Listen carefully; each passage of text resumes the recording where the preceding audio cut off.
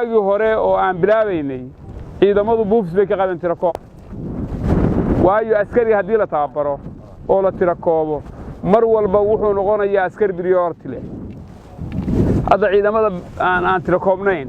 marka hore mushaarka waxaa laga hormariyay kuwa tirakooban soo saamaha tababarka galay goorta iyaga loo diraa waxa labaad aan helo bal haye kuwa kale aan iskaga dirno laakiin haddii la tirakoobo oo ciidan tababaran uu noqdo waxa weeye wasiir iyo xildhibaan iyo magaciisa ciidanka nooga horeeyo lambar 1 ciidanka noo ah koow ilaa 10 ciidanka noo ah marka ciidanka xuquuqdiisa uu helo baa wixii kale ciidan waxay helayaan xuquuqdooda maxaa sababay waxa kale oo dhan waxay ku hordaan waa ciidanka waxa la rabaa marka in ciidanku fahmo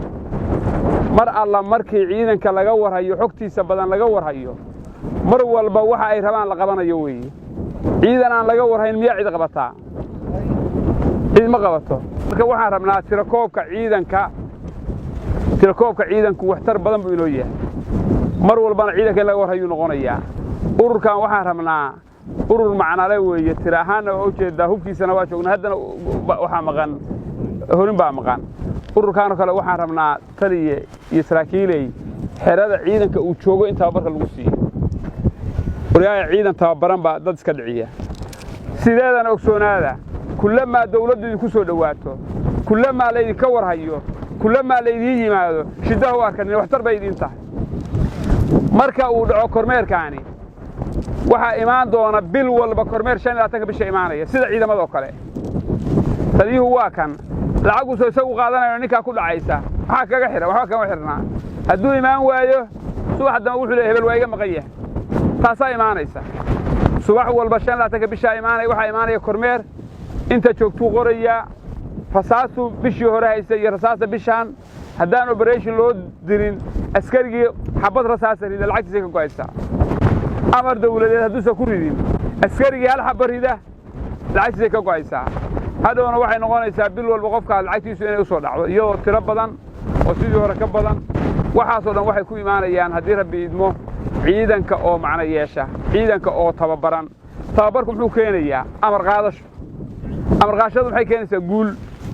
ummaddu waxay dhahdaa rasuulka sallallahu alayhi wasallam laba dagaal baa islaamku galeen labada dagaal midna waxa laga soo qaadaa tababarka iyo discipliinka midna tababar la'aanta iyo amar diidada baa laga soo qaadaa maxay tahay dagaalkii Uhud iyo kii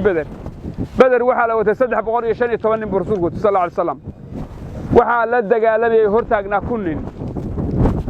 amar buu siiyay nin walba meesha uu taagan yahay suu seefta u qabsanayo suu dagaalka u galayo nin walba amar baa la siiyay meesha kama dhaqaaqdid baa la yiri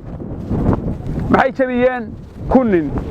fardaha ay wataan nimankaas oo ku dagaalamayaan nin ma aqaan 500 600 baa ahay nimanka gaala fardaha ku dagaalamayaan kuwaana 3 faras bay haysteen maxaa lagu jabiyay amar qaadashada rasuulka sallallahu alayhi wasallam laga amar qaatay iyo discipliinkii la yiri meesha qof la kama dhaqaaqi karo waa lagu jabiyay dagaalka labaad wuxuu yahay Uhud weeye dagaalka Uhud waxa la yiri dabar jabin baa la ilaaliyay dabar jabinta hadda mar walba ciidamada markay jabaan soo dabar jabin ma waxa ilaalisa jabisa waa dabar jabin ciidan baa waxa lagu yiri dabar jabintaas ay ilaalinaysan haddii anaga nala laayo oo madaxyaga ay shibruhu cunayaan meesha ka soo deey ka dhaan dagaalku markuu bilaabmay oo islaamkii adkaaday bay waxa arkeen iyadoo qaniimadii la guranaysay ar meeshana ka dajiyo qaniimada wax ka doonano baawur baa la qabsanay qoryo iyo waa la yaqaanaa moogta hadda inaga wayna dishaa qoryaha qola jabta qoryahan doonana leeyahay gadaal baa la ka imaanaya waa saas oo kale gadaal baa lagaga yimi 70 baa asxaabtii laga dilay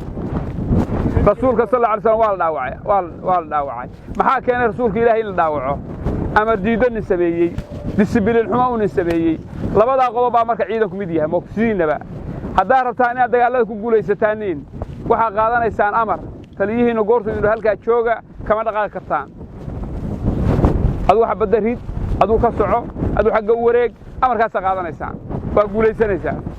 haddaydan kala amar qaadan oo goorta hurdada ka soo kacdaan qaybiyo dhinac soo anaga leexo te gacanta dhahdaan wariin guuleysan maysaan macnaha sameyn mayso qoriyo tuuteen la iska wato aan wax lagu qabanayn oo shaqadii lagu dilay lagu gaarayn